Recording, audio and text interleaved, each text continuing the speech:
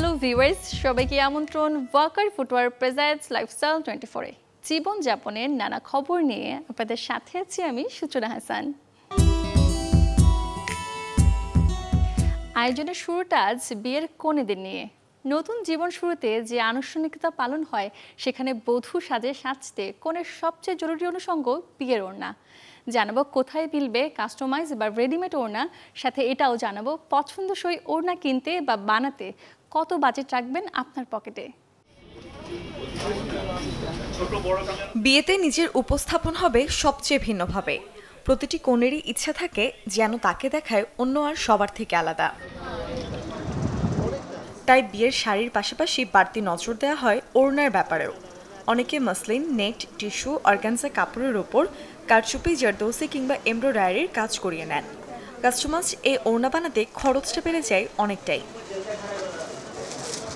তবু বিশেষ দিনের সিগনেচার লুকে এই ধরনের ওড়নার বেশ চাহিদা। বিয়ের ওড়না দুই প্রকার হয়, একটা হলো টেন ওড়না আর একটা হচ্ছিল আপনার নর্মাল যে ওড়নাটাই হয় ওটাতে আপনার 3 গজ লাগে, আর ওটা আপনার ডিজাইনের উপরে আপনার আমরা কালার ম্যাচিং করে দিই, যে অনেকেই কন্ট্রাস্ট করতেছে, কেউ ম্যাচিং করে, এইভাবে হচ্ছে আর কি। তার নিজের শখের নিজের ডিজাইন করে যদি দেয় এটা তো অবশ্যই তাকে সুন্দর অন্যরকম প্রেজেন্ট করবেই। বিয়েটা মানুষের একটা জীবনের একবারই করে, তাই এটা সব কিছুই তারা এক্সক্লুসিভ চায়। এই কারণে সবচেয়ে সুন্দর, সবচেয়ে ডিজাইনারের যেটা সুন্দর হবে সেটা তো আমরা করবই, এই জন্যই মানুষ কাজটা করিয়ে নেয়। কারচুপি যদি করান তাহলে একটু বেশি খরচ হয়, ঠিক আছে। তারপরে এমব্রয়ডারি আছে, এখানে আপনার 1 সপ্তাহ 10 দিনের ভিতরে একটা ওড়না করে দেওয়া যায়, 3 দিনের ভিতরেও করে দেওয়া হয়, এরকম কাজ আছে।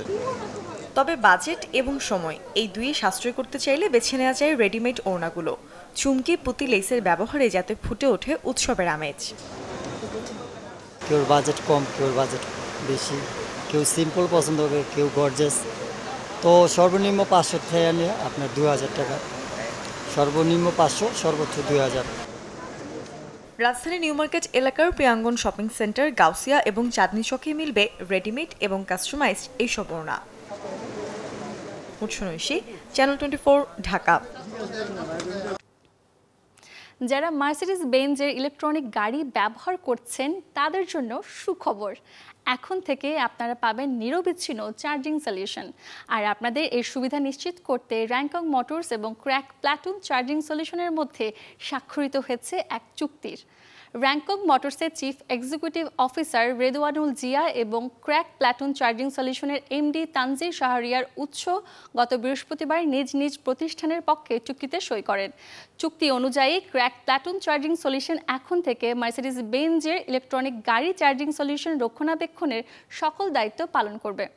বর্তমানে দুইটি প্রতিষ্ঠানের অধীনে দেশ জুড়ে 20টি এসি চার্জার রয়েছে, যার মাধ্যমে যে কোনো মডেলের ইলেকট্রনিক গাড়ি চার্জ দেওয়ার সুযোগ রয়েছে এবং 2025-এর জানুয়ারি মাসের মধ্যে আরও 10টি দ্রুতগতির ডিসি চার্জার সংযুক্ত করা হবে। বিশ্বের 1 নম্বর এয়ার কন্ডিশনার ব্র্যান্ড গ্রি সম্প্রতি আয়োজিত হয়ে গেল এর পার্টনার সম্মেলন। রাজধানীর 5 তারকা হোটেল রেডিসন ব্লু ওয়াটার গার্ডেনে অনুষ্ঠিত হয় এই আয়োজন। সম্মেলনে 2025 সালের বিপণন কার্যক্রমকে আরও গতিশীল ও সুদৃঢ় করতে গ্রাহকদের চাহিদা ও বাজার সংশ্লিষ্ট বিভিন্ন বিষয় নিয়ে দিক নির্দেশনামূলক আলোচনা করা হয়। সম্মেলনে বিশেষ অতিথি হিসেবে উপস্থিত ছিলেন গ্রি গ্লোবাল এর অ্যাসিস্ট্যান্ট প্রেসিডেন্ট কেভিন বাই এবং গ্রি গ্লোবালের সেলস ডিরেক্টর রায়ান চুং। পরিবেশের প্রতি দায়বদ্ধতার কারণে গ্রি প্রতিটি পণ্য উৎপাদনে পরিবেশ বান্ধব কাঁচামাল, যন্ত্রাংশ, কেমিক্যাল ও অন্যান্য উপকরণ ব্যবহার করে থাকে। গ্রি এসি শূন্য মাত্রার কার্বন নিঃসরণ ও পরিবেশ বান্ধব প্রযুক্তির জন্য বৈশ্বিকভাবে সর্বোচ্চ অ্যাওয়ার্ডও অর্জন করে। বাংলাদেশের বৈচিত্র্যময় সৌন্দর্যকে পৃথিবীর সামনে তুলে ধরার উদ্দেশ্য নিয়ে square food and beverage brand রুচি আয়োজন করে ট্রাভেলের ছবি, ভিডিও আর গল্প নিয়ে প্রতিযোগিতা রুচি বিউটিগ্রাম সিজন 6। এবারের প্রতিযোগীরা নতুন বাংলাদেশ এই থিমের উপর 15,000-এর উপরে ট্রাভেল ছবি, ভিডিও এবং গল্প সাবমিট করেন। সেখান থেকে নির্বাচিত প্রায় 100 জন অংশগ্রহণকারীকে নিয়ে হয়েছিল মাস্টার ক্লাস। আর চূড়ান্ত সাবমিশন থেকে বিচারকদের রায় এবং দর্শকদের অনলাইন ভোটের মাধ্যমে বেছে নেওয়া 74টি ছবি, 13টি ভিডিও ও 16টি গল্প নিয়ে সাজানো হয়েছিল প্রদর্শনীটি। গেল 21, 22 এবং 23 নভেম্বর 2024 রাজধানীর আলিয়াস ফসেস এর প্রদর্শনী এবং পুরস্কার বিতরণের মাধ্যমে সমাপ্তি ঘটে এই জাঁকজমকপূর্ণ অনুষ্ঠানের। যারা একটু ভিন্নধর্মী প্রদর্শনী দেখতে পছন্দ করেন চাইলে ঢুমেরে আসতে পারেন শাহবাগের জাতীয় জাদুঘরে, কারণ সেখানে শিল্পী আবুল কালাম আজাদ দেশীয় বিভিন্ন ফল ও সবজির বীজ দিয়ে তৈরি করেছেন দেশের উল্লেখযোগ্য সব স্থাপনার মডেল। ভিন্ন রকম এই স্থাপনা তৈরিতে শিল্পী দীর্ঘদিন ধরে সংগ্রহ করে চলেছেন নানা পদের বীজ। গোলাকার, চারকোনা, লম্বা বিভিন্ন সাইজের এই বীজগুলো একের পর এক সাজিয়ে তৈরি করে গেছেন বিভিন্ন অঞ্চলের এক একটি নিদর্শন। শাহবাগের জাতীয় জাদুঘরের নলিনীকান্ত ভট্টাশালী গ্যালারিতে এই ব্যতিক্রমী প্রদর্শনীতে প্রধান অতিথি হিসেবে উদ্বোধন করেন ঢাকা বিশ্ববিদ্যালয়ের প্রাচ্যকলা বিভাগের অনারারি অধ্যাপক ডক্টর মোহাম্মদ আব্দুস সাত্তার ও এই বিভাগের সাবেক চেয়ারম্যান ডক্টর মিজানুর রহমান ফকির এবং জাতীয় জাদুঘরের জাতিতত্ত্ব ও অলঙ্করণ শিল্পকলা বিভাগের উপপরিচালক নাসির উদ্দিন আহমেদ খান। 23 নভেম্বর শুরু হওয়া যে প্রদর্শনীর পর্দার নামবে 27 নভেম্বর। আমাদের দেশে যে সমস্ত তরিতরকারি হয়, যেমন লাউ, মিষ্টি কুমড়া, শসা, এগুলোর যে বীজ থাকে, এক একটা ফলের বা কি বলবো তরকারির বীজ তো এক এক রকমের, রঙও এক এক রকমের, এবং সেইগুলি দিয়ে এক একটা ইমারত করা এবং তার যে আবার ডাইমেনশন নিয়ে আসা, মানে রঙে যত সহজে করা যায় এইটা কিন্তু অত সহজে করা সম্ভব না। প্রত্যেকটা কাজের পেছনে অনেক পরিশ্রম, মেধা এবং ক্রিয়েটিভ চিন্তাভাবনা, এগুলির সংযোগ প্রয়োজন হয়েছে। আয়োজিত হয়ে গেল পান্না গ্রুপের পরিবেশক সম্মেলন। রাজধানীর হাজারীবাগে পান্না গ্রুপের প্রধান কার্যালয় প্রাঙ্গণে অনুষ্ঠিত এই পরিবেশক সম্মেলনে উপস্থিত হয় দেশের বিভিন্ন জেলা ও উপজেলা পরিবেশকরা। এদিন নানা আয়োজনের সাথে বছর জুড়ে কাজ করা পান্না গ্রুপের পরিবেশকদের অ্যাওয়ার্ড প্রদান করা হয়। অনুষ্ঠানে প্রধান অতিথি ছিলেন পান্না গ্রুপের চেয়ারম্যান আলহাজ মোহাম্মদ লোকমান হোসেন। এছাড়াও এই অনুষ্ঠানে সঙ্গীত পরিবেশন করেন সঙ্গীত শিল্পী ঐশী। একবার ভাবুন তো, সারি সারি ফল সবজি সাজানো বুফে আকারে, কিন্তু এসবের কোনোটি আপনার জন্য নয়, বরং বানরের আপ্যায়নে। শুনতে অবাক লাগলেও এটি সত্যি। থাইল্যান্ডের প্রতি বছর নভেম্বরের শেষ রবিবার আয়োজিত হয় মাঙ্কি বুফে ফেস্টিভ্যাল। কেমন সেই আয়োজন, চলুন আপনাদের সাথে আমিও দেখে আসি তা। ছোট থেকে বড় এক বুফের আয়োজনে সবাই চোখে দেখতে চান হরেক রকম স্বাদের বাহারি সব পদ। যে কোনো উৎসব আয়োজনের ছুতো ধরে দল বেঁধে পরিবার প্রিয়জন নিয়ে অনেকেই ছোটে বুফের খোঁজে।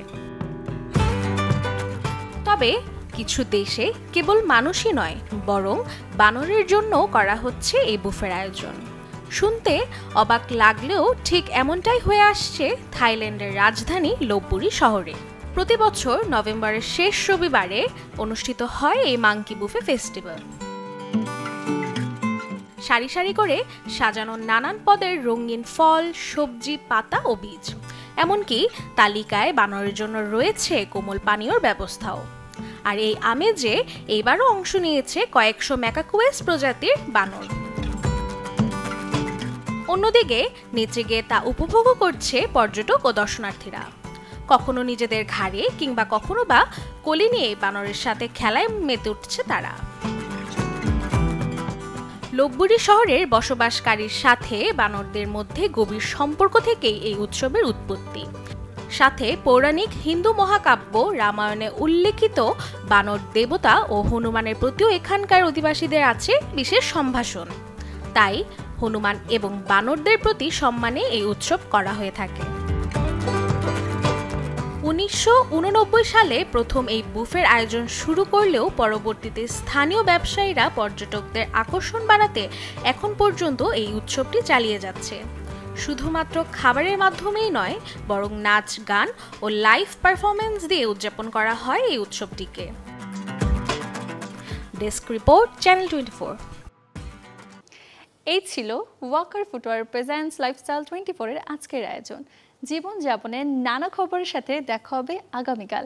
সেই পর্যন্ত সবাই ভালো থাকুন, সুস্থ থাকুন, অবশ্যই চোখ রাখুন চ্যানেল 24 পর্দায়।